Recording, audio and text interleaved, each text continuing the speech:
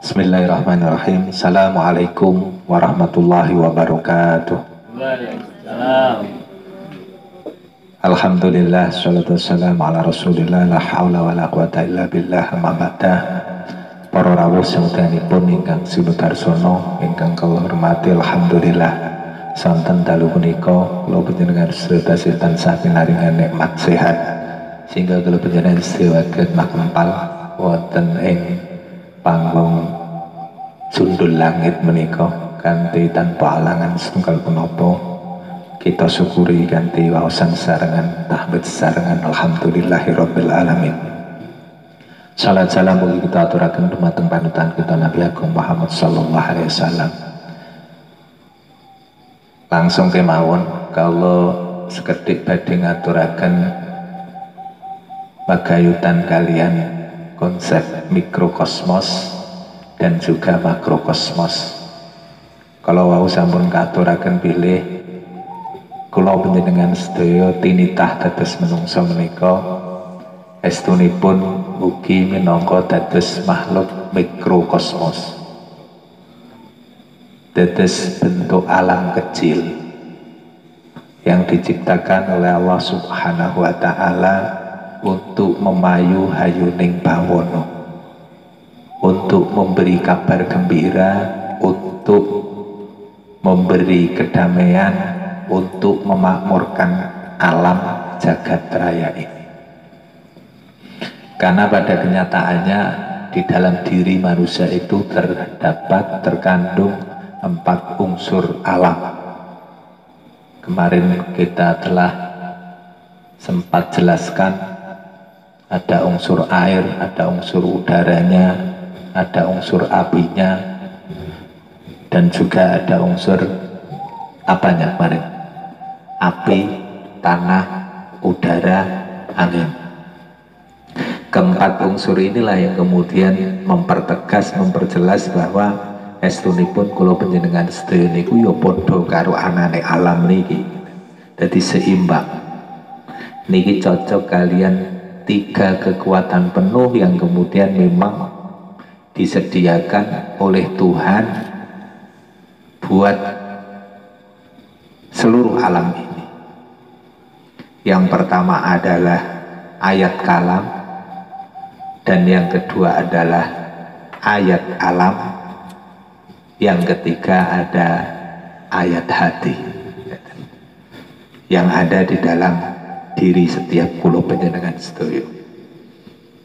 Corona COVID-19 yang bahayanya telah kita lewati kurang lebih 1 bulan penuh, jadi 1 bulan lebih ini kita dianjurkan untuk lockdown, untuk berdiam diri di rumah dan seterusnya, sehingga kemudian langkah gerak kita hampir kemudian semuanya terbelenggu. Nah, ini ada semacam kekhawatiran yang lebih berat dari sekedar bahaya corona itu sendiri atau COVID-19 itu. Bahaya yang terbesar yang saya lihat tidak lain adalah rasa kekhawatiran yang berlebihan yang muncul dari dalam diri setiap insan. Lah ini bahaya nih. Itu korbannya jauh lebih besar, jauh lebih banyak dibanding dengan orang yang meninggal karena COVID-19. Berarti di lingkungan kula panjenengan sedaya nyuwun sewu, ini yang sekarang data terakhir, yang data terbaru se-Indonesia itu yang positif kena COVID itu hanya berapa ribu kan gitu, berapa ribu, 4 ribuan ya kan? 4 ribuan. Tetapi imbas rasa takut, kekhawatiran terhadap anane COVID itu berapa juta yang merasakan itu. Artinya nopo? Artinya rasa khawatir, rasa takut yang berlebihan, pikiran negatif yang muncul dalam diri itu sesungguhnya lebih parah, lebih bahaya daripada COVID itu sendiri. Nah, ini yang harus difahami. Karena apa? keraton korbannya lebih besar, korbannya lebih banyak. Dan ini sangat bisa dirasakan utamanya kaum menengah ke bawah. Ini luar biasa, luar biasa. Jadi sederek-sederek kula panjenengan sedaya, tangga tepalih kula panjenengan sedaya yang kemudian merasa istilahnya menderita sebagai korban adanya rasa khawatir, rasa takut niku langkung kathah tinimbang ingkang dipun napa menika dipun rawat wonten ing rumah sakit. Nah, oleh karenanya maka pikiran-pikiran baik, pikiran-pikiran positif ini harus dimulai dari dalam diri kula panjenengan sedaya. Nah, ini menumbuhkan rasa percaya diri, pikiran positif, pikiran yang baik, rasa optimisme ini harus terus didukul. Nah, untuk menumbuhkan itu nanti ada ayat alam. Engkang alhamdulillah ayat alam ini tadi ini sudah dipraktekkan. Bentuk jamu Jawa nih kalau ini sudah dipraktekkan, kita sudah. Nah, ini mencoba mengangkat jamu Jawa ini kemudian diangkat untuk apa? Untuk mengimbangi potensi positif yang ada di dalam diri. Gugah, jadi gugah iki do turu iki potensi positifnya ini. Ini harus dibangunkan supaya apa? Mampu mengalahkan energi negatifnya. Karena kalau kita itu semakin banyak berpikir hal yang negatif, itu tentu akan mempengaruhi imun, kekebalan tubuh kita itu semakin ringkih. Ora wong wedi, ngoten. Ora wong wedi gek, ngoten. Khawatir, selalu khawatir, was-was. Nah, rasa was-was, rasa khawatir, rasa takut ini bertentangan dengan ayat kalam, apa yang difirmankan oleh Tuhan. Karena Tuhan sendiri, Allah menjelaskan la takhaf wa la tahzan. Awakmu kok aja pisan-pisan duwe rasa wedi, duwe rasa khawatir. Urip ning donya itu kenapa wis dilengkapi jan. Napa wae ge urip ning alam donya niki wis dilengkapi. Nah, oleh karenanya tentu saya mengajak kepada samudaya pun sedaya kemawon monggo kita pertama gugah ayat ati kula panjenengan manah nurani kula panjenengan sedaya ingkang menawi wonten ing napa menika wonten ing gambaran wayang niki minangka kresnane usir dari 4 nafsu yang ada. Jadi wonten ing diri setiap kula panjenengan sedaya niku wonten sekawan nafsu ingkang dipun gambaraken kanthi jaran utawi kuda.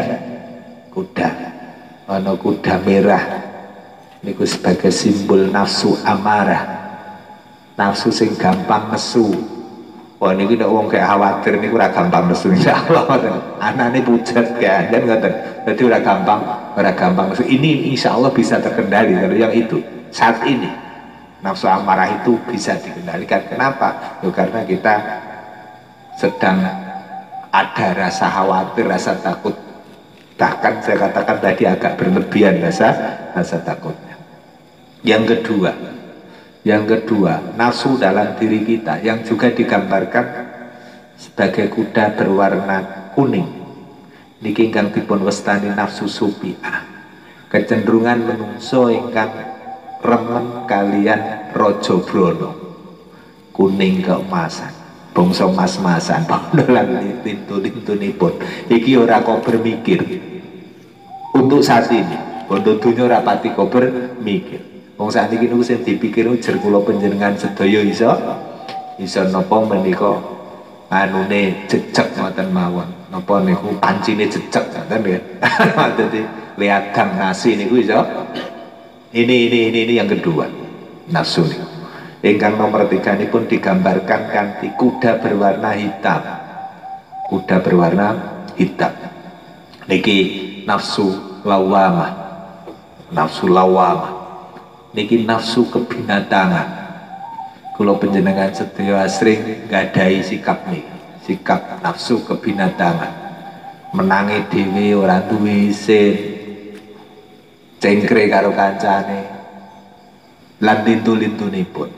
Nah ini juga harus dikendalikan. Sing nomor sekawan niki kuda berwarna putih. Niki ingkang dipun gambaraken kuda berwarna putih niku gambaran saking nafsu mutmainnah, nafsu ketenangan, nafsu ketenangan diri.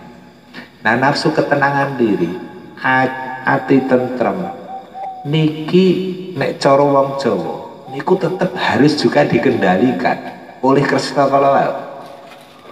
Kenapa kok harus dikendalikan? Karena nafsu ketenangan diri mutmainnah itu kalau tanpa dikendalikan iku iso ndadekke penyakit ati. Penyakit ati niku napa? Riya, sum'ah, sombong niku penyakit ati. Lah niku nek jari wong Jawa niku tetep kudu dikendalikan. Dadi papat-papate jaran kuda kalau mau tetap dikendalikan. Siapa yang mengendalikan? Si Kresna kalau dikendalikan. Kalau Janaka ki iso menang di perang niku ya karena sing ngusiri Kresna kan. Nah niku gambaran kalian ayat ati. Dadi nurani kula panjenengan sedaya niku sing kudu mengendalikan nafsu-nafsu yang ada di dalam diri kula panjenengan sedaya. Aku yakin kanthi napa menika, kanthi kula panjenengan sedaya nglampahi napa menika ikhtiar wonten ing panggung Sundul Langit menika boten sanes menyeimbangkan 3 ayat menika. Monggo kita sarengan DP datang Allah Ta'ala, nyuwun datang Allah Ta'ala sekaligus diikhtiari supados kita mampu menggabungkan ketiga-tiganya mereka, ketiga-tiganya, mulai dari ayat ati nih kalau panjenengan sedaya gugah dari pemikiran, dari berpikir ingkang negatif kembali kita ke positif. Ketemu wong tetap sumeh, tetap enak, wong iki kabeh sehat, padha sehate. Dadi ning ngono. Dadi saling napa? Saling donga apik dateng tiyang sanes. Donga apik husnudzon dateng tiyang sanes. Niku ati digugah mulai sekarang, mulai saat ini. Benjing wis ora enek meneh kita berprasangka buruk, oke berpenyakit, oke lara kena corona, mboten enten malih. Jadi supados bener-bener ijab. Keranten apa? Dengan berpikir positif, mengembangkan pola pikir yang positif, mikir sing apik, husnudzon dateng tiyang sanes niku waget ningkataken imun kula panjenengan sedaya, kekebalan tubuh kula panjenengan sedaya. Ugi tetep kula panjenengan sedaya ampun nglirwakaken jamune Jawa kala wae. Insyaallah mangke Pak Woko niku bagi njlentrehake jenis-jenis tanaman, ayat-ayat alam. Niku macam-macam luar biasa. Niki panci sedaya. Kula panjenengan sedaya patut bersyukur dan harus bersyukur dhateng Allah Ta'ala. Dene ing tlatah Jawa menika segala bentuk tanaman, segala jenis tanaman niku kabeh urip. Bahkan digambarke tongkat kayu dan batu jadi tanam. Tongkat kayu niku bogol gitu. Bogol niku iso urip dadi nukulake singkong, tela, kan ngoten to? Tela pohon, tela napa? Nagri, tela pohon. Nah niku bogol, tela bogol. Ugi batu bisa jadi tanaman. Wadahipun dipun sampaiaken. Salak niku kan ya padha karo watu to. Wijine niku kaya watu. Niku mawon iso dadi tanaman. Niku teng Jawa niku luar biasa. Napa menika suburipun. Dadi napa menika ayat bungaken dados tunggal insyaallah. Tlatah kula panjenengan sedaya, wilayah kula panjenengan sedaya Nusantara alam raya niki waget wujud dados baldatun thayyibatun wa rabbun ghafur. Niku harapan kula panjenengan sedaya. Jadi mugi-mugi saestu Nusantara Indonesia menika lan umumipun nggih donya seisinya menika waget dados baldatun thayyibatun wa rabbun ghafur. Niki ingkang kula aturaken, kirang langkung pun nyuwun pangapunten. Akhirul kalam. Assalamualaikum warahmatullahi wabarakatuh. Waalaikumsalam.